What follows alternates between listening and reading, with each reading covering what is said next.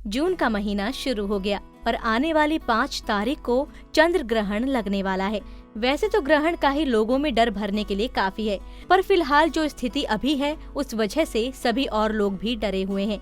इसलिए अपने एस्ट्रोलॉजर के जरिए हम आपको कुछ खास जानकारी देने वाले हैं। दरअसल ये चंद्र ग्रहण पूर्णिमा के दिन लग रहा है, यानी कि चंद्र को मजबूत करने का ये एक खास मौका है।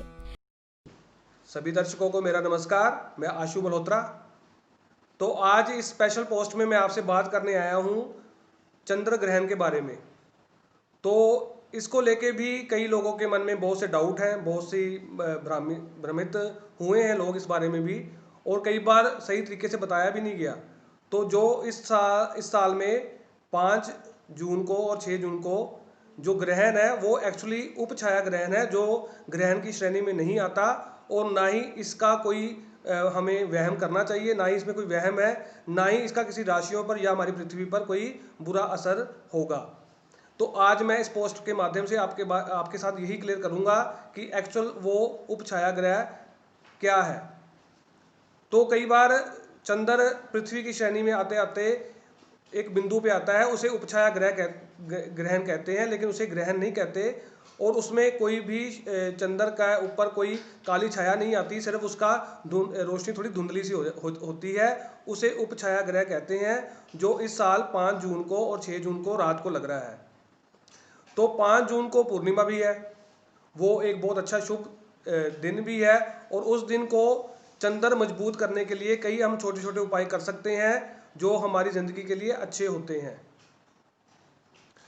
तो उस दिन चंद्र अपनी वृश्चिक राशि में विराजमान होंगे, जो उनकी नीच राशि है, लेकिन वो सूर्य के पूर्ण दृष्टि में होंगे, क्योंकि उस दिन पूर्णिमा है और सूर्य की पूर्ण दृष्टि चंद्र पे होती है, जो उसके प्रकाश को और वृद्धि करता है और चंद्र की चमक बढ़ जाती है और चंद्र मजबूत स्थिति में होता है। और जिनकी कुंडली में चंद्र वीक हो, राहु के साथ, शनि के साथ, या नीच राशि में या मंगल के साथ ऐसे घरों में बैठे हों जहाँ पे चंद्र के हमें अशुभ फल मिलते हो और हमारी जिंदगी में उसका दुष्प्रभाव पड़ रहा हो, तो वो लोग उस दिन क्या क्या कर सकते हैं, मैं आज आपको इस पोस्ट में बताऊंगा।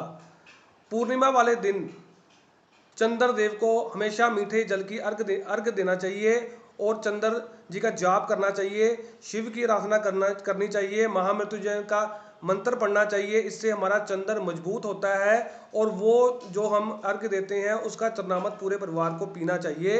इससे चंद्र बहुत मजबूत स्थिति में आते हैं। जिनकी कुंडली में 7.5 चल रही हो, चंद्र ग्रहण में लगे हों, राहु शनि के साथ बैठे हों, मंगल के साथ बैठे हों, तो वो चांदी के गिलास में अपने सराहने पानी रख के सोया करें और सुबह किसी पौधे में डाल दिया करें।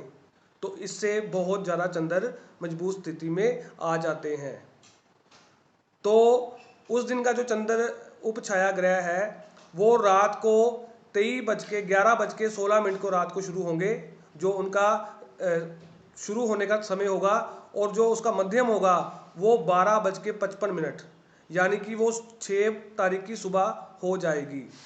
शुक्रवार रात को शुरू होंगे, शनिवार को ख़त्म होंगे, और उसका जो समाप्ति काल है वो सुबह 2:34 रात, मतलब यानी कि 6 तारीख की सुबह को 2:34 को वो ख़त्म होंगे, जिसका कोई भी हमें कोई वहम नहीं करना चाहिए, ना ही कुछ है।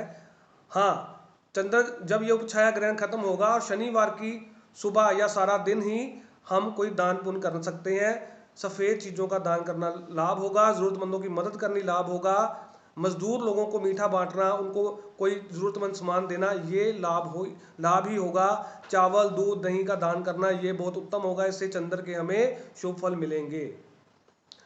तो अगर आपने अपने चंद्र को मजबूत रखना हो तो उसके छोटे छोटे उपाय मैं आपको बता देता हूँ।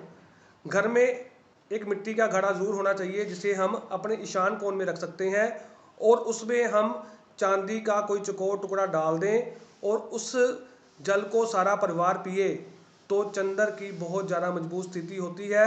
जो बच्चे पढ़ाई लिखाई में थोड़े कमज़ोर होते हैं उनकी पढ़ाई भी उत्तम हो जाती है, इससे बहुत ज़्यादा हमें लाभ मिलता है। कच्चे दूध का कहते तिलक लगाना, ये बहुत ज़्यादा चंद्र को उत्तम करता है और हमारी थर्ड आई को केंद्रित करके हमें हमारे लक्ष्य तक पहुंचाता है। दूध में केसर डाल के पीना, इससे भी हमारा चंद्र मजबूत होता है। इससे भी काफ़ी चीज़ें हमारी ज़िंदगी में दुष्प्रभाव खत्म होकर हमें शुभ लाभ ही मिलता है। तो मैं सभी दर्शकों को इस पोस्ट के माध्यम से यही बताना चाह रहा था, उपछाया ग्रह का कोई वहम ना करें, इसका कोई भी दुष्प्रभाव हम पे नहीं पड़ेगा। सिर्फ वृश्चिक राशि में चंद्र है विराजमान, वो भी लेकिन पूर्णिमा वाले दिन बैठे हैं, तो वो मजबूत स्थिति में ही है। लेकिन हम अगर अपना चंद्र मजबूत रखते हैं तो हमें ग्रहण का भी कई बार हम पे असर नहीं होता, उसके भी हमें दुष्प्रभाव नहीं मिलते। अभी 6 तारीख को ही दोबारा कालसर्प योग शुरू हो जाएगा, जो 23 जून को खत्म होगा।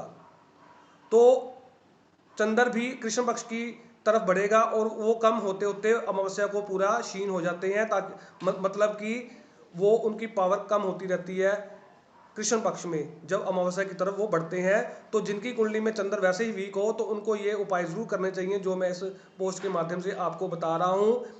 जिनकी कुंडली में शनि चंद्र की युति हो, उन्हें कभी भी रात में दूध नहीं पीना चाहिए, वो विष के समान हो जाता है। वो सुबह दूध पिए, दूध में हल्दी मिला के पिए, केसर मिला के पिए, उनके लिए बहुत उत्तम होगा।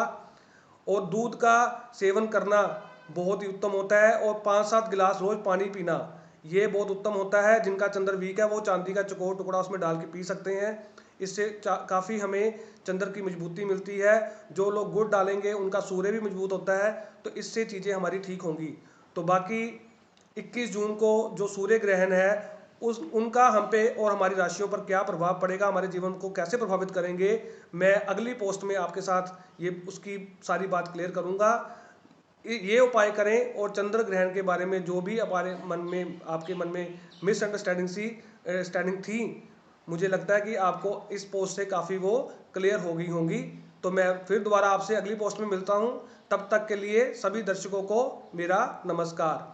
5 जून पूर्णिमा तिथि पड़ने की वजह से ये एक बहुत खास मौका माना जा रहा है। इस दिन वीडियो में बताए गए उपायों को अपनाकर कुंडली में चंद्र ग्रह को मजबूत किया जा सकता है। कुंडली टीवी डेस्क से दीक्षा गुप्ता की रिपोर्ट। की और भी जानकारी लेने के लिए हमारे चैनल को सब्सक्राइब करें और नई वीडियो की नोटिफिकेशन के लिए बेल आइकॉन दबाएं। अगर आप ये वीडियो फेसबुक पर देख रहे हैं तो वीडियो को लाइक और शेयर करें। साथ ही अपनी राय कमेंट बॉक्स में जरूर बताएं। धन्यवाद।